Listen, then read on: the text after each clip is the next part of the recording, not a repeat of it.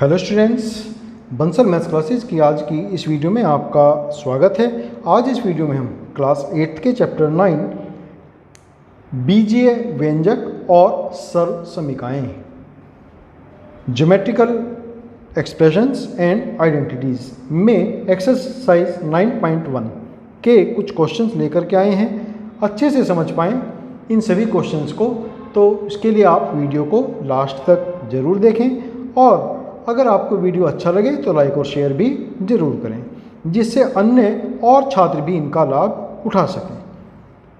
अगर आपने हमारा चैनल अभी तक सब्सक्राइब नहीं किया है तो इसे सब्सक्राइब करें और बेल आइकन बटन दबाएं, जिससे नए अपडेट्स आप तक समय पर पहुंचते रहें।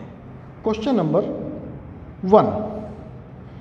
नंबर 1 है, निम्नलिखित व्यंजकों में से प्रत्येक के पदों और गुणांकों को पहचानिए।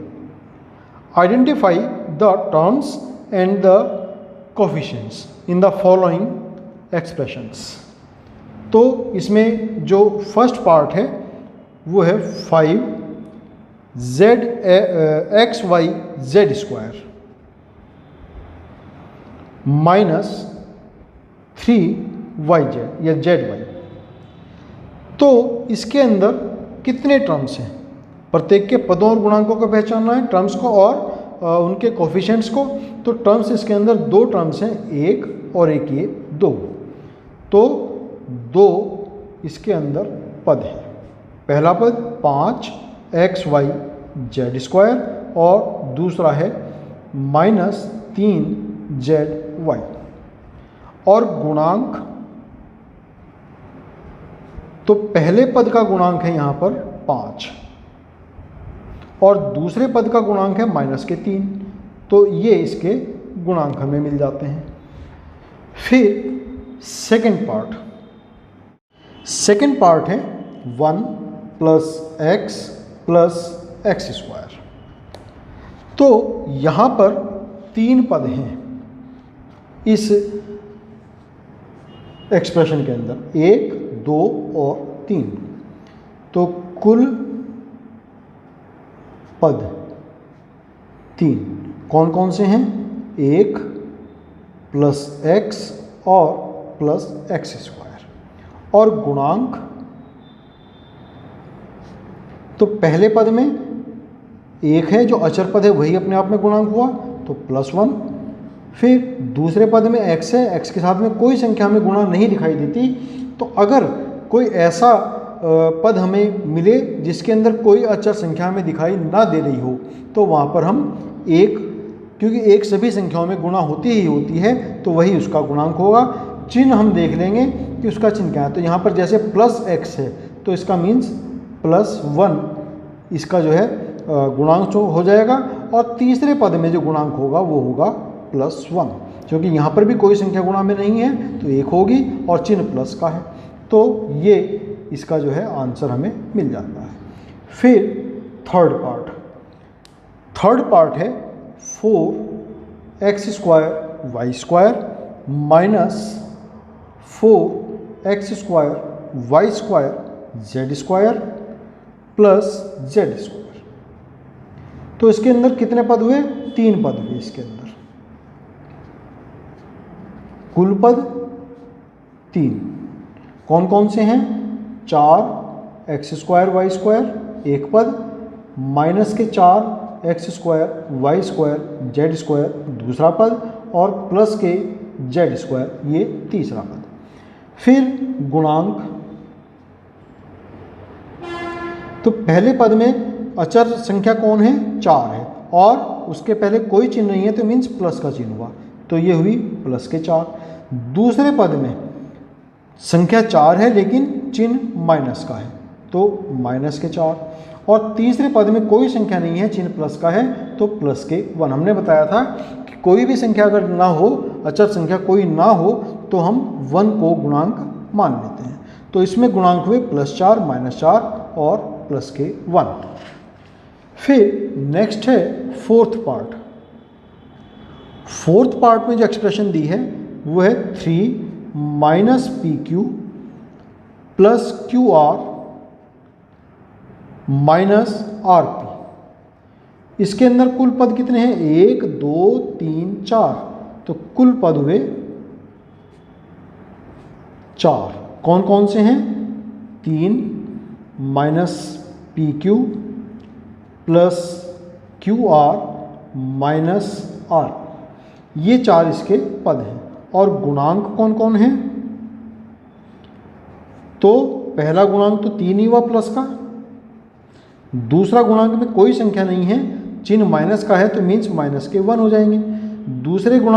दूसरे पद में भी कोई गुणांक हमें नज़र नहीं आता, मीन्स 1 हो जाएगा, और चिन्ह है प्लस का तो +1। और तीसरे में फिर कोई संख्या नहीं है तो 1 हो जाएगा, लेकिन माइनस का होगा इस बार, तो ये हुआ माइनस के 1। तो 1 2 3 4 ये हो गए इसके 4 गुणांक। फिर पांचवा भाग है, 5th part, x/2 plus y/2 minus xy। तो यहाँ पर भी 3 पद हैं, कुल पद 3 हैं। कौन कौन से? x/2, y/2 प्लस के, ये भी प्लस के, और ये माइनस के xy, ये तीसरा पद है। तो तीनों पदों के गुणांक क्या क्या मिले हमें? पहले पद में x के साथ में किस संख्या की गुणा है? +1/2। देखो 2 से डिवाइड है मीन्स 1/2, तो प्लस के 1/2 इसका गुणांक हुआ। फिर y/2 में भी प्लस का चिन्ह है और गुणांक में वही 1/2, तो +1/2। और तीसरे पद में एक्स वाई के साथ में गुणा 1 की है, चिन्ह माइनस का, तो माइनस के 1। तो ये हो गए इसके आंसर। फिर नेक्स्ट है 6th पार्ट। इस बार जो हमें एक्सप्रेशन दिया है 0.3a minus 0.6ab plus 0.5b, तो कुल पद 1 2 3।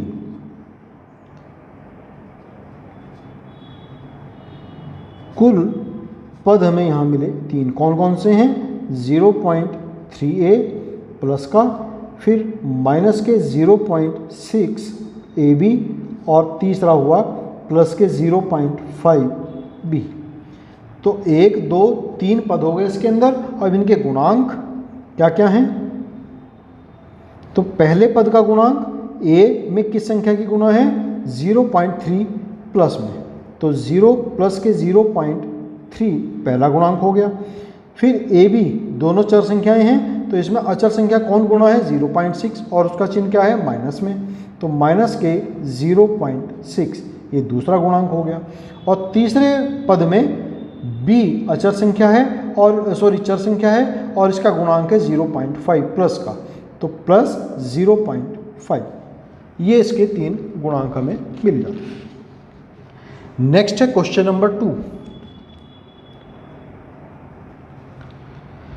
निम्नलिखित बहुपदों को एक पदी, द्विपद, त्रिपद के रूप में वर्गीकृत कीजिए। कौन सा बहुपद इन तीनों श्रेणियों में से किसी में भी नहीं है? Divide the following polynomials in monomial, binomial and trinomial. तो इसमें जो पहला बहुपद हमें दिया है x प्लस वाई, तो चूंकि इसके अंदर 2 पद हैं तो इसलिए क्या हो जाएगा? ये द्विपद है। ये हम ऐसे कर लेते हैं, यहाँ पर हम लिखते हैं एक पद, फिर द्विपद, त्रिपद और अन्य। तो सबसे पहला है इसमें x प्लस वाई। तो x प्लस वाई हमारा, चूंकि इसके अंदर 2 पद हैं x और y, तो वो हो जाएगा हमारा द्विपद बाइनोमियल। फिर सेकंड है 1000, तो इसके अंदर केवल एक ही टर्म है 1000, तो ये हो जाएगा एक पद। फिर नेक्स्ट है x plus x square plus x cube plus x to the power 4। तो यहाँ पर 4 पद हैं x, x square, x cube और x टू द पावर 4। तो ये ना तो एक पदी है, ना ही द्विपदी है, ना ही त्रिपद है, तो ये आ जाएगा अन्य में। तो x, x square plus x cube plus x to the power 4, 4 पद हैं इसके अंदर, तो ये अन्य में चला जाएगा। फिर नेक्स्ट है 7 प्लस वाई प्लस 5x, इसके अंदर 3 है, 7 y और 5x, तो त्रिपद में आ जाएगा 7 प्लस वाई प्लस 5x। फिर नेक्स्ट है 2y माइनस 3y स्क्वायर, इसके अंदर 2 पद हैं, तो ये द्विपद हो जाएगा 2y माइनस 3y स्क्वायर। फिर नेक्स्ट है 2y minus 3y square plus 4y cube. अब इसमें एक और पद बढ़ा दिया तो 3 हो गई, तो 2y minus 3y square plus 4y cube, तो ये त्रिपद हो गया हमारा। फिर नेक्स्ट है 5x minus 4y plus 3xy, इसके अंदर भी 3 टर्म्स हैं, तो ये भी त्रिपद हो गया 5x minus 4y plus 3xy, तो ये त्रिपद हो गया। फिर नेक्स्ट है 4z माइनस 15z स्क्वायर, 2 पद हैं इसके अंदर, तो 4z माइनस 15z स्क्वायर, ये हुआ हमारा द्विपद।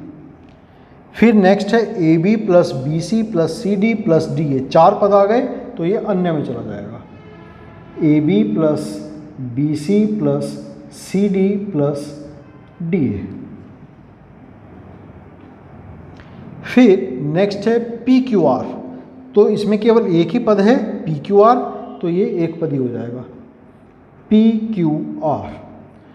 फिर से नेक्स्ट है P square Q plus PQ square, 2 पद हैं, तो द्विपद होगा ये P square Q plus PQ square. फिर नेक्स्ट है 2P प्लस 2Q, तो ये भी द्विपद है 2P प्लस 2Q। तो ये हमारे सभी जो यहाँ पर पॉलिनोमियल्स हमें दिए थे उन सभी को हमने जो है क्लासिफाइड कर दिया। तो स्टूडेंट्स, आज के लिए इस वीडियो में हम इतने ही क्वेश्चन करेंगे। पहला और दूसरा क्वेश्चन हमने यहाँ पर कंप्लीट किया है। नेक्स्ट वीडियो में इसी एक्सरसाइज में हम आगे के कुछ और क्वेश्चन नंबर 3 और 4, इन सभी क्वेश्चंस को करेंगे। तो आप हमारे नेक्स्ट वीडियो को देखना ना भूलें। तब तक के लिए आपको शुभकामनाएं और आपका बहुत धन्यवाद।